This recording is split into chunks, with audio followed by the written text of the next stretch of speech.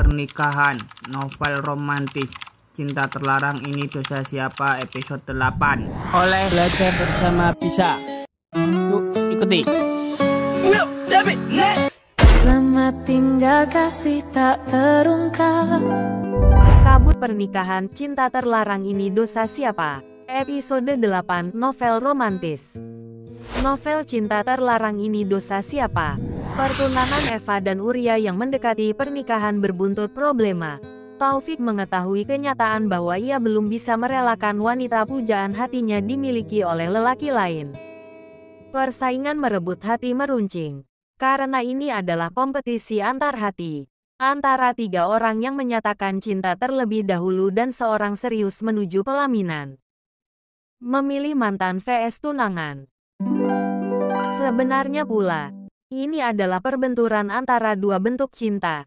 Antara kesetiaan cinta pertama dengan ketotal kepenyerahan kasih dua sejoli dalam membina hubungan rumah tangga. Siapa pemenangnya? Manakah yang patut menang? Kamu benar-benar tidak berperasaan. Kamu bilang tidak mau berpacaran sebelum menikah. Tapi apa? Justru pacaran dengan Dayat. Tega sekali kamu membohongiku. Fa. Tidak, aku tidak bohong. Waktu itu aku berkata jujur. Tapi kamu terlalu cepat menyerah. Jerit Eva di depan Taufik yang berdiri tegak dengan kedua tangan terkepal dan muka merah padam. Mereka saling berhadapan bagai dua banteng yang siap beradu tanduk. Suara Eva melengking mengalahkan gemeresik daun pepohonan yang sedang dilanda badai siang itu. Kamu bilang aku cepat menyerah. Kenyataannya alam semesta menghukummu dengan Dayat menikah dengan orang lain. Kamu dicampakkan. Walaupun begitu aku datang kepadamu. Aku selalu ada saat kamu sedih. Siapa di antara kita yang jahat? Fa. Selalu ada. Aku menunggumu datang saat aku susah. Aku menantimu. Sementara kamu malah menjauh saat aku terjatuh. Kamu bilang ada. Fik. Alam memang seperti menjadi musik latar belakang. Menambah drama ke tengah pertengkaran mereka di pinggir lapangan basket yang sedang sepi. Mahasiswa lain masih berada di kelas. Mereka berdua sengaja meninggalkan kelas untuk urusan genting ini. Sudah hampir 10 menit keduanya bersitegang. Kamu sendiri yang memintaku untuk menjauh. Kamu bilang ingin sendiri dan tidak mau diganggu. Fa. Cewek jika bilang tidak mau diganggu, bukan dijauhin, melainkan dimengerti. Kamu memang tidak pernah paham perasaanku. Fik. Anak rambut Eva yang jatuh menjuntai sebagian menutupi mukanya. Sedikit menyembunyikan kedua matanya yang bercucuran air mata. Taufik sebenarnya sempat iba melihat sinar itu. Yang sayu, menyimpan banyak kepedihan. Aku mencintaimu. Fa. Sangat mencintaimu. Tidak peduli kamu sakiti. Aku mencintaimu. Fa. Tidak, jangan siksa aku seperti ini. Aku sudah bertunangan dengan lelaki lain. Sergah yang rambutnya juga berkibaran. Aku memang menunggumu datang melamarku. Siang dan malam aku memikirkanmu. Semuanya sudah terlambat. Fik. Sebelum janur kuning melengkung, kamu masih belum miliknya. Sahut Taufik dengan nafas terengah-engah menahan amarah, cemburu dan takut kehilangan.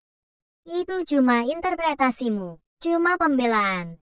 Cuma pembenaran atas kesalahan. Kamu tidak pernah serius ingin menikahiku. Jerit Eva sambil menyibak rambut dari depan matanya. Tetapi angin kembali menerpa dan membuat separuh matanya tertutup lagi. Repot sekali gadis itu merapikan rambut sambil beradu argumentasi dengan seorang yang hatinya sedang mengeras seperti batu.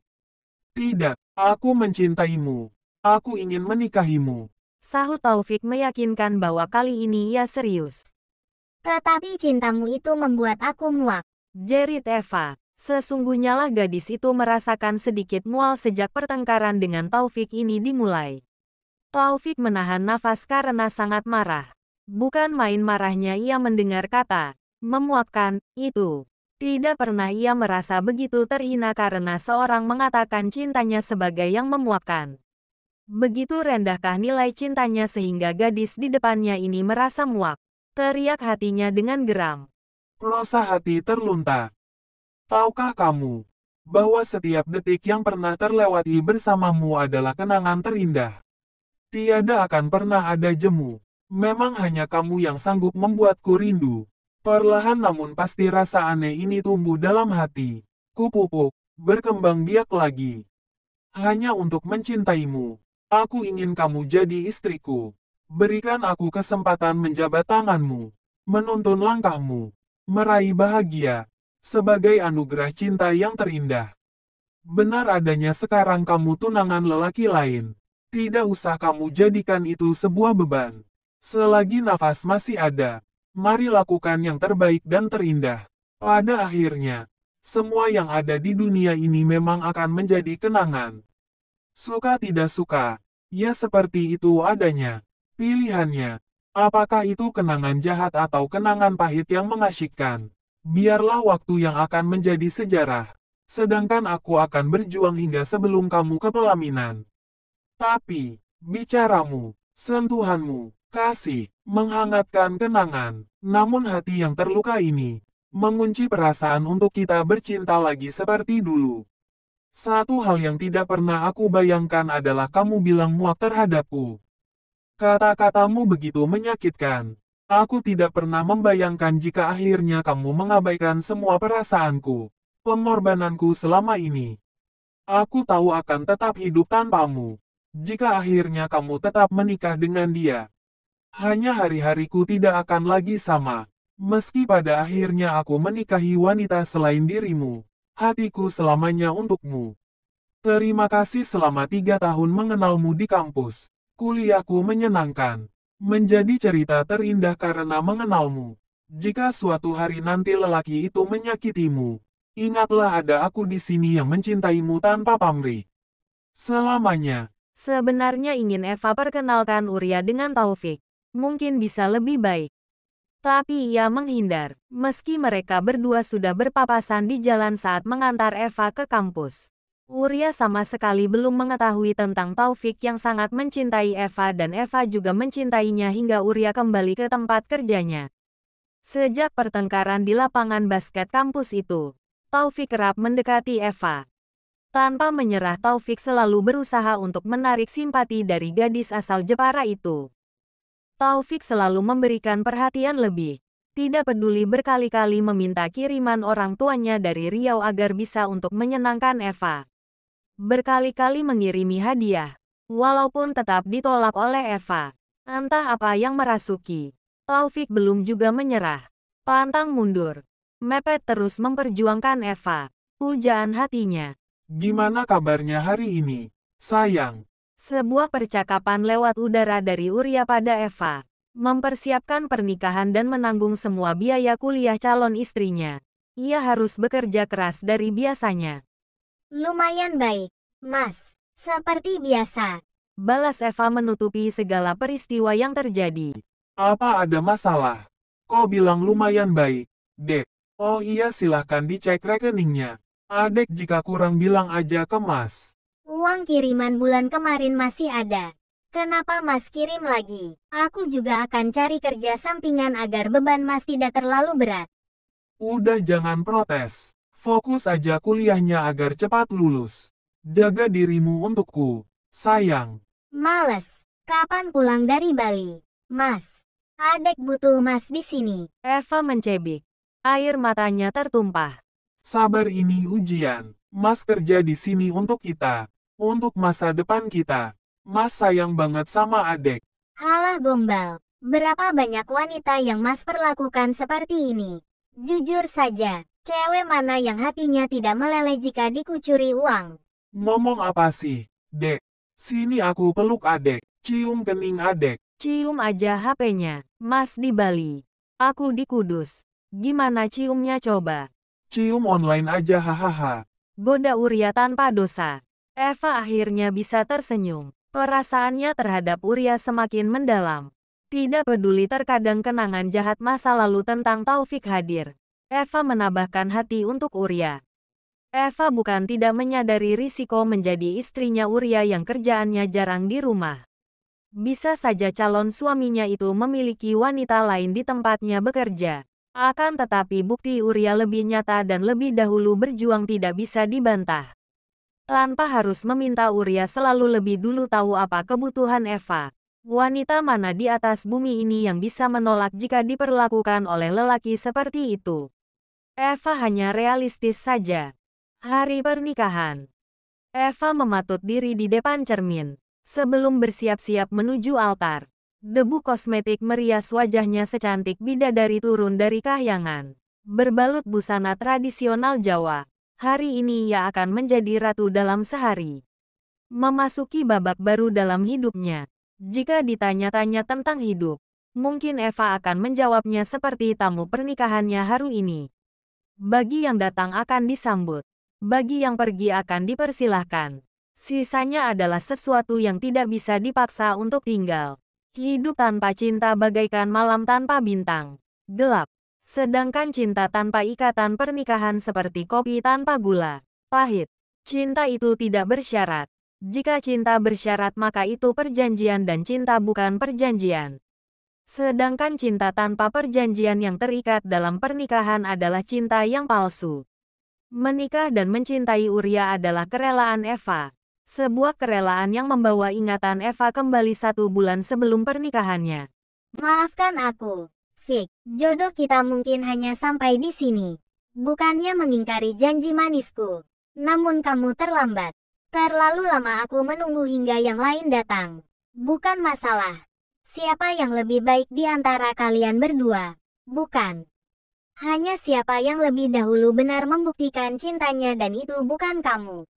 Eva tergugu mematung mengingat semua peristiwa kenangan yang sangat tidak lucu sama sekali. Sementara Taufik lelaki ditunggu-tunggu untuk menjadi imamnya. Justru lelaki lain yang datang meminang. Aku mohon mengertilah akan keadaan ini, Vic. Maafkan aku. Kaki Eva memaku di teras depan kos-kosan tempatnya tinggal di Kudus. Bagaimana caranya membuktikan jika aku benar-benar cinta padamu, Deva? Kamu tidak perlu membuktikan apapun. Memang benar aku juga cinta padamu. Hanya, lebih baik kita berteman saja, Vic. Mungkin itu adalah kata-kata menyebalkan bagi para lelaki. Walaupun begitu, kalimat ini adalah senjata sakti para wanita untuk menolak cinta. Beri aku kesempatan, Deva. Taufik bertekuk lutut di hadapan Eva. Bercucuran air mata membasahi pipi pria itu. Eva rasanya sudah tidak sanggup melihat matanya yang berkaca-kaca. Di mana sorot mata itu dulu selalu membuat hatinya bergetar. Ia hanya terdiam dengan lidah keluh. Apa yang harus dilakukan? Maafkan aku. Pulanglah sebelum orang lain berprasangka buruk pada kita. Sebuah jawaban dari bibir Eva meluncur tanpa perasaan untuk terakhir kalinya. Tergesa Eva kembali masuk ke dalam kamar dan mengunci pintu serapat menutup pintu hatinya pada Taufik. Selama 7 hari 7 malam, Eva tidak berhenti menangis. Sebuah tangis tanpa tujuan. Bodoh bukan? Demikian segala sesuatunya sulit dijelaskan dengan kata-kata. Sudah menjadi tradisi. Wanita pandai menangis. Sungguh pun demikian. Eva sebenarnya bukan wanita seperti berhati ketan. Kodrat alam macam apa itu? Menyakitkan. Kamu sudah siap sayang. Entah sejak kapan mamanya berdiri di sebelahnya. Memberikan dukungan kasih sayang pada putri pertamanya itu. Oh mama, sudah menjadi keputusanku sendiri. Aku harus siap. Ma. Balas Eva memeluk mamanya. Eva memakai kebaya berwarna putih. Warna lambang kesakralan pernikahan. Begitu cerah dan berkilau. Cantik sekali. Upacara pernikahan mereka berjalan seperti pada umumnya. Penuh dengan kebahagiaan dari langit dan bumi. Sakral lagi suci. Tuhan beserta langit dan bumi seisinya sebagai saksi mereka resmi menjadi suami istri yang syah secara agama dan secara hukum negara. Berlimpah kebahagiaan untuk keluarga, tetangga, sanak saudara dan terlebih bagi kedua mempelai. Sekalipun ada kenyataannya di luar sana masih ada laki-laki lain masih menunggu Eva. Cintanya itu kini hanya untuk Uria. Hasrat begitu kuat yang terpendam kini menjadi keindahan di malam pertama. Walaupun di hari pertama pernikahan mereka gagal malam pertama karena masih banyak tamu dan kelelahan. Eva dan Uria memutuskan honeymoon di salah satu hotel di Ungaran, Semarang. Sengaja mencari pegunungan yang berhawa dingin. Mungkin dengan demikian mampu memendam hatinya yang memanas. Hari itu dunia begitu indah. Betapa bahagianya Eva dan Uria. Karena tidak ada lagi ngompol di celana. Sebab sekarang sudah dihalalkan dan ada tempatnya. Setibanya di villa yang dipesan, Eva seperti perangko yang menempel Uria kemanapun pergi. Perjalanan Jepara menuju Ungaran sebenarnya tidak begitu jauh. Hanya setelah melewati Semarang jalannya berliku. Udaranya dingin membuat suasana semakin syahdu. Istirahat sejenak. Di kamar villa, Uria duduk di dipan dan bercerita panjang lebar tentang berbagai hal. Terkadang bercanda menggoda istrinya. Eva duduk di sebelahnya, sambil terus memegangi pergelangan tangan Uria. Eva matanya tidak lepas dari muka Uria, bagai hendak menemukan makna yang lebih dalam di balik kata-kata yang berhamburan lancar keluar dari mulut suami belahan jiwanya itu. Aku bahagia sekali. Ucap Uria pelan di ujung cerita. Dihelanya nafas dalam-dalam, lalu dihembuskannya kuat-kuat. Apa Mas gak malu punya istri sepertiku? Tanya Eva setelah sejenak terdiam. Tidak, Mas justru merasa beruntung memiliki istri seperti Adek. Jawab Uria sambil memandang kekasihnya. Ia selalu senang memandang wajah di sampingnya itu, karena dari situ ia selalu mendapat kekuatan. Tetapi aku benar-benar takut tidak bisa menjadi istri yang baik untuk Mas. Bisik Eva sambil membalas tatapan Uria. Ia merasa bersalah karena hatinya masih memikirkan lelaki lain. Kedua pandangan mereka terjalin-jalin bagai benang-benang sutra tidak kasat mata, membentuk berlembar-lembar hamparan rasa sayang yang membuat keduanya merasa sangat-sangat dekat lahir dan batin, luar dan dalam, berwujud maupun abstrak. Sayang, jangan bicara seperti itu lagi. Sekarang Adek adalah belahan jiwaku. Setengah hidupku adalah milikmu. Sayang. Ucap Uria pelan dan penuh ketergasan. Sebening tirta jatuh begitu saja membasahi pipi Eva. Dengan kedua tangan dipegangnya wajah Uria. Lalu diciuminya dengan penuh perasaan sambil berbisik berulang-ulang. Aku sangat mencintaimu, Mas. Uria diam. Membiarkan bidadarinya menciumi pipi, mata, dahi, dagu, bibir. Bahkan juga hidungnya yang entah kenapa kali ini Eva yang mulai duluan. Seharusnya aku tidak menerima, Mas, jika bukan banyak uangnya. Bisik Eva sambil tersenyum. Tetapi air mata sudah jatuh berderai di pipinya yang licin bak pualang walau tanpa pupur. Uria tetap diam, memandangi wajah yang tersenyum sekaligus menangis itu. Air mata itu bagai sepasang jeram bening di tengah hutan asri yang sering ia kunjungi sebagai pencinta alam. Kedua mata Eva yang indah itu bagai telaga luas di mana air berlimpah ruah menjadi sungai-sungai besar maupun kecil, membawa berliter-liter kehidupan untuk disebarkan di seantero bumi. Sesungguhnya lah wajah cantik yang selalu menghiasi mimpinya itu adalah salah satu wujud pertiwi. Sesungguhnya lah wajah teduh yang selalu menghibur gundahnya itu adalah pelabuhan tempat ia bisa melabuhkan semua cintanya. Seharusnya Mas tidak menanggung semua biaya kuliahku. Bisik Eva lagi sambil mencium sudut mulut suaminya. Sambil terus menangis pula walau tanpa sedusedan. Uria merebahkan tubuhnya di ranjang, membawa serta tubuh belahan jiwanya yang terasa ringan sekali bagai segumpal kapas halus. Mereka berpelukan mesra dan Eva menyandarkan kepalanya di dada suaminya, membiarkan air mata membasahi kaos oblong kesukaan pria berhidung bangir itu. Seharusnya Mas tidak ngompol lagi di celana. Desah Eva menajamkan matanya. Apapun kegetiran yang Eva alami, sekarang ia sudah menikah, menjadi istrinya Uria. Sudah menjadi kewajiban Eva untuk mengabdi dan mempersembahkan mahkota suci miliknya. Next episode selanjutnya.